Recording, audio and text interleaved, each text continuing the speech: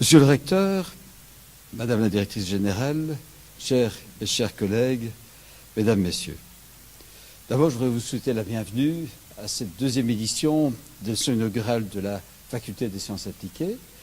Bon, c'est une belle occasion dans la vie de la faculté et je suis heureux de voir que le succès s'amplifie parce que vous êtes certainement plus nombreux que lors de notre première édition.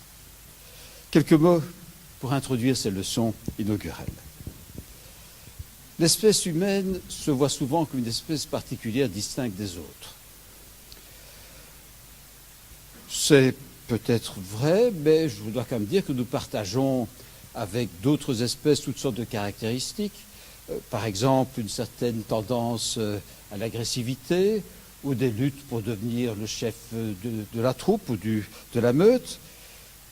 Mais nous avons quand même une caractéristique qui nous distingue, c'est notre envie toujours de découvrir, de comprendre, d'accumuler et de transmettre des connaissances. Une caractéristique particulièrement humaine, peut-être parce qu'on observe chez des animaux aussi des esprits d'initiative et de découverte et une certaine transmission de la connaissance, mais je crois que dans son ampleur, celle de l'espèce humaine est certainement très différente. Alors certains ont la chance d'exercer cette activité assez typiquement humaine comme métier. Et, chers nouveaux collègues, c'est votre cas. C'est une chance, mais c'est aussi un défi, parce que nous sommes exigeants dans cette université, tant en ce qui concerne l'enseignement que la recherche, et nous vous demandons aussi de rendre beaucoup de services à la communauté, services qui sont souvent chronophages, mais qui ont un grand intérêt pour l'environnement dans lequel nous sommes.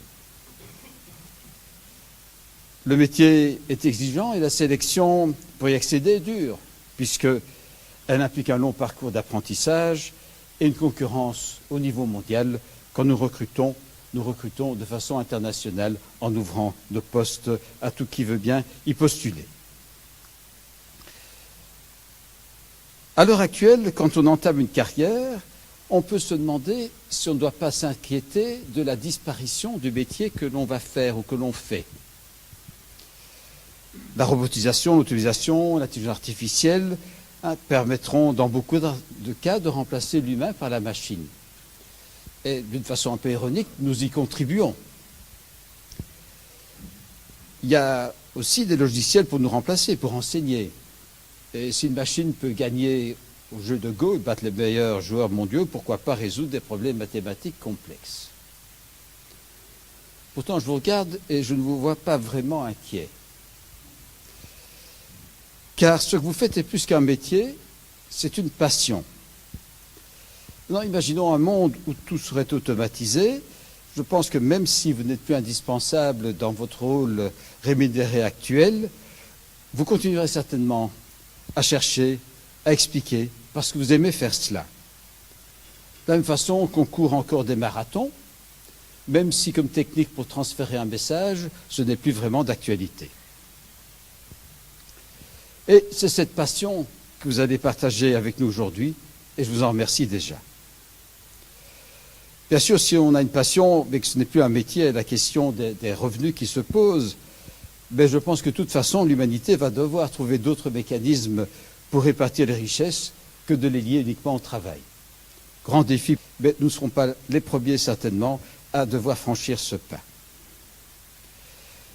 D'ailleurs, puisque ce métier est tellement passionnant, on peut se demander si dans des conditions où, effectivement, exercer un métier de façon traditionnelle n'est plus nécessaire, l'humanité ne veut pas de plus en plus se tourner vers la même passion que la nôtre, à savoir essayer de comprendre, de chercher, découvrir, transmettre ses connaissances.